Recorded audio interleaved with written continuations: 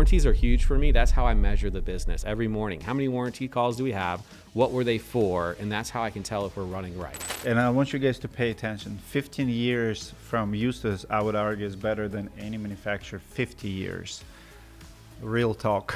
Well, I agree, yeah, because a manufacturer is going to go, oh, the nail's in the wrong spot. We're not covering this whole roof, you know? So where if you got it from Eustace Roofing, we're just going to take care of it. And I think, you know, we both know that 96% of new roofing companies fail. And then everybody's looking at PE because one company recently has failed, right? Like, well, the odds are against us that single companies usually fail in the roofing industry. And a lot of it's because of workmanship errors, warranties.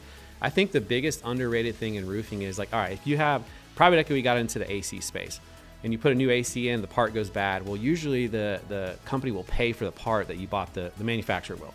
But then you charge for the labor. We can't really do that in roofing, right? A vent goes bad from the manufacturer, the leak happens in the home. Now we got to fix it. That person paid $30,000. You're not going to tell them, well, you got to pay for our labor. It wasn't our fault, right? And so I don't think private equity sees that coming. I know a lot of local roofing companies start to understand there's a cost to that, because if you have a leak from a vent from a manufacturer, it causes $2,000 to $5,000 of drywall damage. You got to pay to fix that. You have to fix that. Where if you're in the AC company, there's really no damage if a part goes bad. And so I think private equity has been in that space for a long time, and they're not really sure what's going to happen in the roofing space, because there's a lot of damages that happen when something goes wrong in roofing versus AC. So I think there's a rough road ahead for sure when it comes to warranties. Warranties are huge for me. That's how I measure the business every morning. How many warranty calls do we have?